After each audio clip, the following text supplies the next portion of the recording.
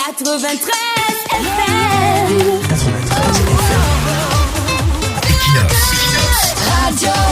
Bonjour. La publication récente de l'arrêté portant nomination des chargés de mission au cabinet du président de l'Assemblée nationale a immédiatement enflammé l'opinion publique camerounaise en raison d'un nom particulièrement évocateur. En nommant sa propre fille, Madame Datou Lessi Marlène Ogré, à ce poste stratégique, le nouveau président de la Chambre basse, Théodore Datou, a réveillé les vieux démons d'un débat national jamais totalement apaisé. Cette décision administrative remet sur le tapis la délicate et explosive problématique de ce que l'imaginaire populaire et le citoyen de la rue qualifient de royaume des fils ou des filles à papa. Face à une telle situation, des interrogations fondamentales surgissent quant à la place réelle des descendants de l'élite au sein de l'appareil d'État. Est-ce qu'un citoyen fils d'un baron de la République ne devrait pas être nommé ou élu parce que cela paraîtrait comme du favoritisme aux yeux du grand public? Est-ce que les compétences d'un fils d'un baron politique ne devraient pas être sollicitées par l'État ou par les électeurs parce qu'ils sont fils d'eux, ou alors parce qu'on risque de penser au favoritisme, au népotisme, à la reproduction sauvage ou à la privatisation des postes des institutions par les familles de ceux qui les dirigent? Ce questionnement crucial mérite d'être posé avec lucidité dans un espace public saturé par le soupçon permanent et la défiance systémique. Cette situation met en lumière une dérive contemporaine majeure que l'on peut qualifier d'illusion du délit de fils d'eux, c'est-à-dire que c'est presque désormais un délit d'être fils ou fille d'eux,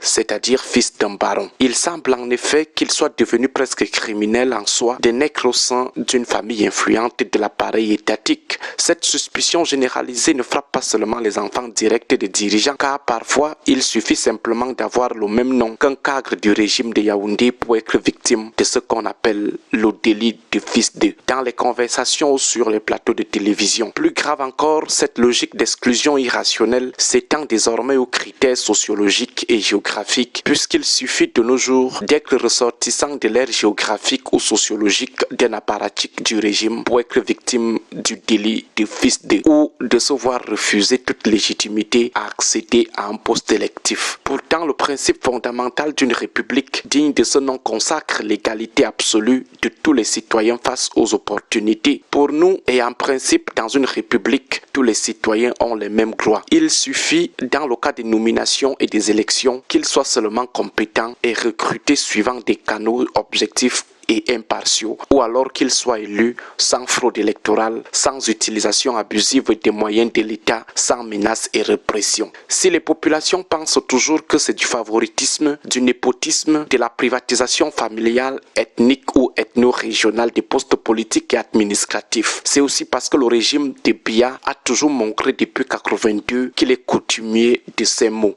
Du coup, même si l'enfant d'un baron est compétent et a été recruté dans les règles de l'art, c'est-à-dire qu'il a été méritant, on présume toujours qu'il a été recruté ou élu par favoritisme, c'est-à-dire parce que son père est au cadre du régime. C'est parce que le régime de Yaoundé a laissé effectivement prospérer la république des fils de ou des filles de au détriment du mérite.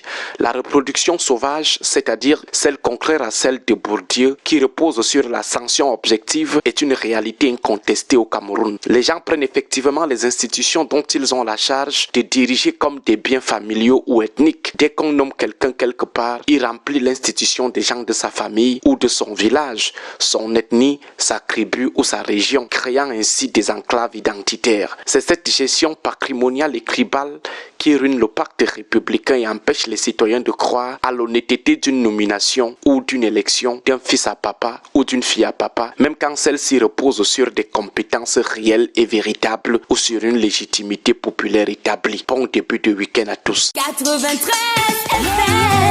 93 FM Equinox Radio.